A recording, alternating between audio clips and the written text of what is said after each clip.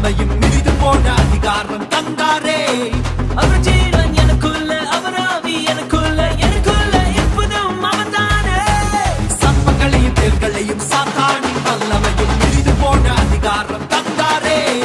அவர் ஜீவன் எனக்குள்ள, அவர் ஆவி எனக்குள்ள, எனக்குள்ள எப்போதும் அவர்தானே.